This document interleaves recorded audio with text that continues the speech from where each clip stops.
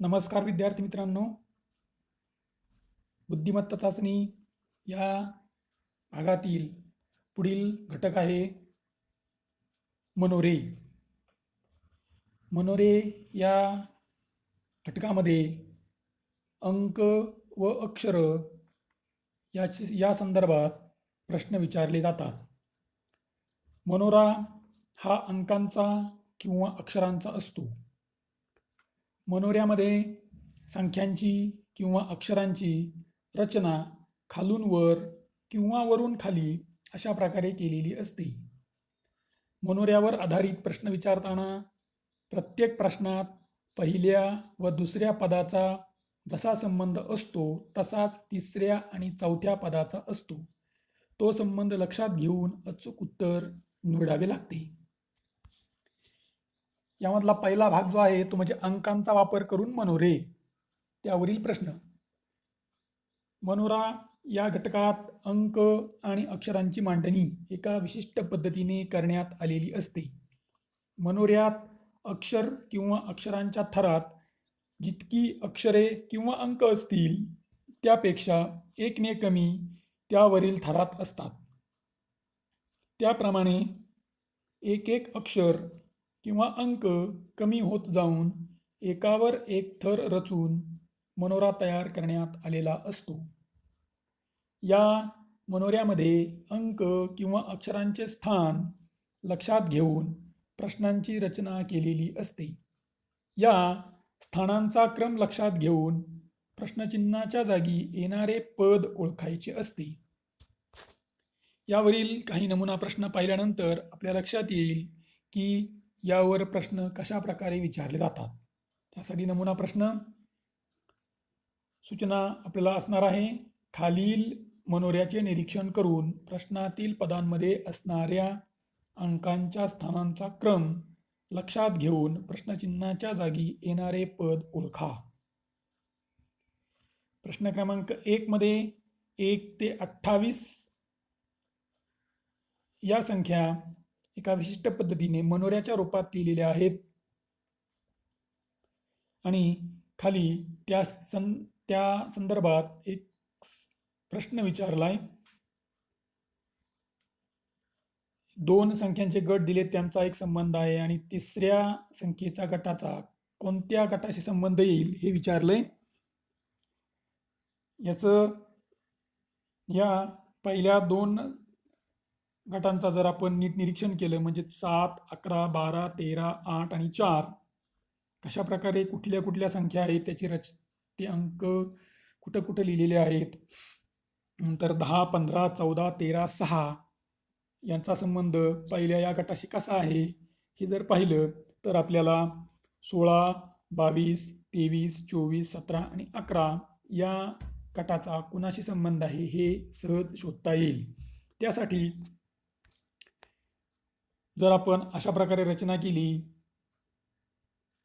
पहिल्या 2 पदामध्ये अंकांच्या स्थानांचा क्रम जर नीट लक्षात घेतला आपण 7, 11, 12, 13, 8 आणि 4 अगदी त्याच्या उलट्या दिशेने मनोऱ्याच्या दुसऱ्या बाजूला 10, 15, 14, 13, 9, 6 हे अंक येत आहेत. त्याचप्रमाणे जर आपण बघितलं तर 16, 22, 23, 24, 17 आणि 11 हा जो संख्यांचा एक गट आहे याप्रमाणे अंकांच्या स्थानांचा क्रम असणारे दुसरा गट आपल्याला मिळेल. तो मनोऱ्याच्या दुसऱ्या बाजूला असेल आणि तो म्हणजे 21, 28, 27, 26, 20 आणि 15.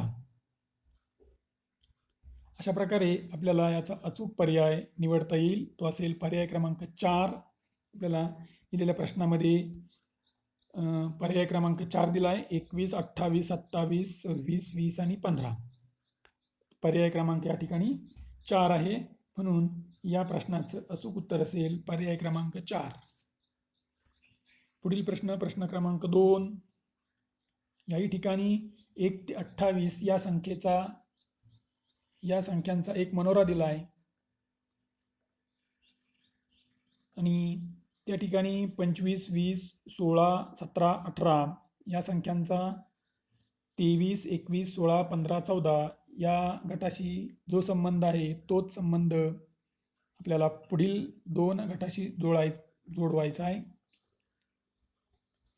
या संख्यांचे स्थान मनोऱ्यामध्ये असणारं ते आपण अगोदर निश्चित केलं तर आपणाला लक्षात येईल की संबंध कसा आहे तो. पहिल्या 2 पदामध्ये अंकांच्या स्थानांचा क्रम जर आपण या पद्धतीने कागदावर लिहून काढला तर आपल्याला सहज आणि पटकन याचं उत्तर शोधता येईल. 25, 20, 16, 17, 18 मनोऱ्याच्या एका बाजूला आहेत आणि दुसऱ्या बाजूला 23, 21, 16, 15, 14. त्याचप्रमाणे आपल्याला तिसरं पद शोधता येईल चौथ्या पदाशी संबंध असणारं 18, 9, 5, 6, 7 याचा संबंध 14, 12, 3, 2, 1 येईल. म्हणून या ठिकाणी आपल्याला पर्याय क्रमांक 4 हे याचं अचूक उत्तर लिहिता येईल. पुढे प्रश्न क्रमांक 3 मध्येही असाच एक मनोरा आपल्याला दिला आहे. 1 ते 28 या संख्येचा या ठिकाणी 3 संख्यांचे संबंध आपल्याला दिलेला आहे, विचारला आहे. 22, 17, 13 नंतर 11, 8 आणि 6 या संख्यांचे स्थान मनोऱ्यामध्ये असणारं ते लक्षात घ्या. नंतर 28, 20 आणि 13 या 3 संख्यांचा कोणत्या संख्येशी संबंध येईल हे आपणाला या ठिकाणी शोधायचं आहे. जर आपण या प्रकारे रचना केली तर आपल्या लक्षात येईल की 22, 17, 13 मनोऱ्याच्या एका बाजूला आहेत, 11, 8, 6 दुसऱ्या बाजूला. याप्रमाणे जर आपण रचना करत गेलो तर 28, 20, 13 या गटाचा संबंध 15, 9 आणि 4 याच्याशी येईल आणि तो आहे पर्याय क्रमांक 3. म्हणून या प्रश्नाचं अचूक उत्तर असेल पर्याय क्रमांक 3. पुढील प्रश्न क्रमांक 4. याही ठिकाणी आपल्याला 1 ते 28 या संख्यांचा एक मनोरा दिला आहे आणि या ठिकाणी मात्र पहिल्या गटाचा दुसऱ्या गटाशी संबंध ओळखायचा आहे आणि तिसरा आणि चौथा गट आपल्याला दिलेला आहे. जर आपण दिलेल्या गटाचा रचना मागील प्रश्नाप्रमाणेच केली, 28, 24, 21, 17 इकडे 28, 24, 20, 15 त्याचप्रमाणे आपल्याला 24, 14, 11, 5 आणि 24, 16, 10, 3 या पद्धतीने करता येईल आणि या ठिकाणी आपलं पर्याय क्रमांक 3 हे याचं उत्तर असणार आहे. या घटकामध्ये दुसरा जो भाग असतो तो म्हणजे अक्षरांचा वापर. अक्षरांचा वापर करूनही जसं संख्यांचा मनोरा असतो तसाच अक्षरांचाही मनोरा तयार करून त्यावर प्रश्न विचारले जातात. त्यासाठी काही नमुना प्रश्न. खालील मनोऱ्याचे निरीक्षण करून प्रश्नातील पदामध्ये असणाऱ्या अक्षरांच्या स्थानांचा क्रम लक्षात घेऊन प्रश्नाच्या जागी येणारे पद ओळखा. या ठिकाणी प्रश्न क्रमांक 1 मध्ये ए पासून यू पर्यंत, कॅपिटल ए पासून कॅपिटल यू पर्यंत अक्षरांचा एक मनोरा या ठिकाणी आपणाला दिलेला आहे आणि त्यावर आधारित प्रश्न विचारला आहे. सहसंबंधाचा प्रश्न आहे हा. MRLH चा संबंध MSNI शी आहे तर EIFC चा संबंध कोणत्या गटाशी असेल असा हा प्रश्न आहे.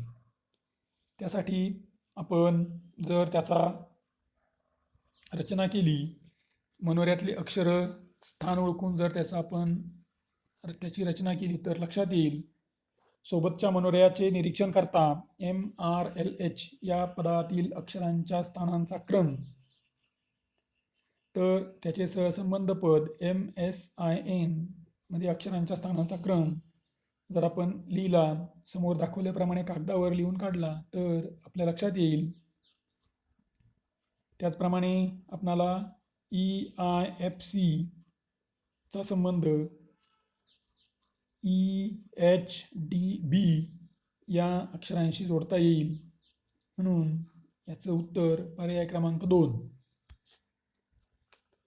पुढील मनोरा स्मॉल a पासून स्मॉल u पर्यंत जी अक्षर आहेत त्यांचा मनोरा या ठिकाणी दिलेला आहे आणि त्यावर आधारित संबंधावर आधारित प्रश्न आहे. RLHD या अक्षरांचा संबंध SNIF शी आहे, तर LHDB चा संबंध कशाशी असेल हे आपणाला विचारलंय. यासाठी सुद्धा याच प्रकारे आपल्याला रचना करून सहज आणि पटकन आपल्याला सहसंबंध शोधता येईल. जर प्रत्येक अक्षराचे स्थान जर आपण लक्षात घेतलं, विचारात घेतलं, तर सहजच आपल्याला याचं उत्तर शोधता येईल. RLHD याचा संबंध LHDB याच्याशी आहे. त्याच पद्धतीने आपल्याला SNIF चा संबंध NIFC या अक्षरांशी जोडता येईल. म्हणून या ठिकाणी पर्याय क्रमांक 2 हे याचं अचूक उत्तर असणार आहे. प्रश्न क्रमांक 3 यामध्ये स्मॉल a पासून स्मॉल u पर्यंत ची अक्षरांचा मनोरा या ठिकाणी आपणाला दिलेला आहे आणि त्यावरून सहसंबंधावर आधारित हा एक प्रश्न या ठिकाणी विचारला आहे. या मनोऱ्याचं जर निरीक्षण केलं आपण तर असं लक्षात येत आहे की PQMI या अक्षरांच्या स्थानांचा क्रम ONJD या पदातील अक्षरांच्या स्थानांचा क्रम लक्षात घेता आपल्याला सहज याचं उत्तर शोधता येईल आणि ते असेल पर्याय क्रमांक 2. नंतर प्रश्न क्रमांक 4 मध्ये याही ठिकाणी स्मॉल a पासून स्मॉल u पर्यंत अक्षरांचा मनोरा या ठिकाणी आपणाला दिलेला आहे. PKGLQ या अक्षरांचा संबंध UOJNT या अक्षरांशी दिलेला आहे. DBACE या अक्षरांचा सहसंबंध कोणत्या अक्षरगटाशी येईल हे आपणाला ओळखायचं आहे. त्यासाठी या ठिकाणी रचना केली असता मनोऱ्याचं निरीक्षण करून PKGLQ याचप्रमाणे अक्षरं जी पुढची दिलेली आहेत ते UOJNT ही आहेत आणि DBACE या अक्षरगटाचा संबंध आपल्याला FCABE या गटाशी जोडता येईल आणि तो असेल पर्याय क्रमांक 4. अशा प्रकारे आपणाला अंकांचा मनोरा व अक्षरांचा मनोरा यावरील प्रश्न सहज सोडवता येतील. त्यासाठी फक्त निरीक्षण आपलं योग्य प्रकारे असलं पाहिजे. धन्यवाद.